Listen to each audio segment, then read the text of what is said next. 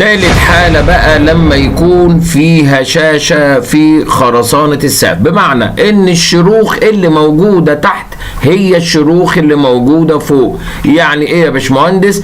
يعني الشروخ اللي موجودة في الخرسانة ليست في منطقة الكفر اللي تحت بس، لا ده بكامل السمك. معنى ذلك ان انا لو جيت ولمست السقف ده من تحت حتى لو صلبته، للأسف السقف ده ممكن ينهار علينا، ودي انا اللي بقدر احددها من المعاينة بتاعتي، او اي مهندس فاهم هيشوفها ويعرفها لوحده، مش محتاجة يعني عينات او اختبارات او اي حاجة، بتبان بالعين المجردة. رابع حالة وهو السقف الفلات سلاب. الناس كتير بروح عندهم ومش عارفين يعني ايه فلات سلاب. الفلات سلاب هو سقف السمك بتاعه لا يقل عن 20 سنتي فأكثر، وده بيبقى حديد من فوق وحديد من تحت. في ناس بتقول لي أصل السقف بتاعي هوردي، لا، السقف الهوردي ده حاجة تانية، وعشان ناس كتير ما بتعملوش ما تعرفوش، السقف الهوردي ده عبارة عن بلوك وله مواصفات وله طريقة معينة وله استخدامات. بصوا بقى الفلات سلاب ليه أنا ما بهدهوش؟ طبقتين حديد، طبقة من تحت زي اللي انتوا شايفين، بصوا نخش بينهم اهو، وطبقة من فوق.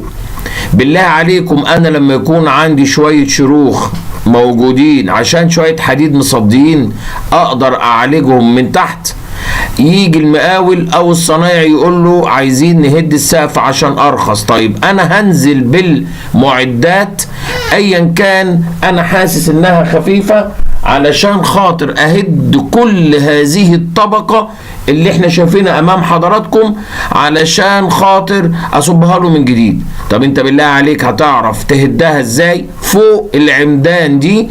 والمشكلة كمان فلات سلاب بحمل على العمدان مباشرة، ودي حالة لا يصلح فيها الهدد، بل بتترمم سواء من تحت او من فوق، نعمل لها حلقة مخصوص.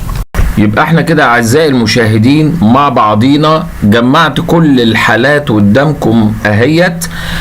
كل الناس اللي بتسألني في التليفون يا باشمهندس الناس بيقولوا نهد السقف، مهندس جالي نهد السقف، احنا عرفنا الحالات عشان محدش يسألني السؤال ده تاني. الحالات اللي انا مجبر فيها لإزالة السقف، إزالة السقف لما يكون عندي زي ما قلنا دور أخير وحوائط حملة، وإذا كان السقف وقع منه جزء زي اللي باين قدام حضراتكم فده مش هينفع إن أنا أعالجه، أو هناك في تشققات جامدة من فوق ومن تحت.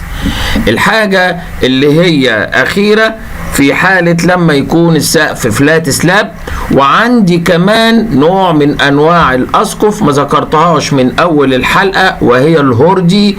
والهوردي ليه طريقة صعبة شوية للترميم لان لا بعرف اهده ولا هعرف ارممه بالطريقة العادية، انا بحوله لسقف قمري. اشكركم لحسن مشاهدتكم واستماعكم ليا، والقاكم في معلومة وحلقة جديدة، واشكركم والسلام عليكم ورحمة الله وبركاته.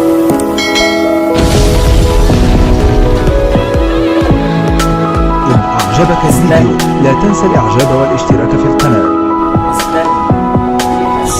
حلوة برضو هتعجبك، خش شوفها قبل ما تطلع.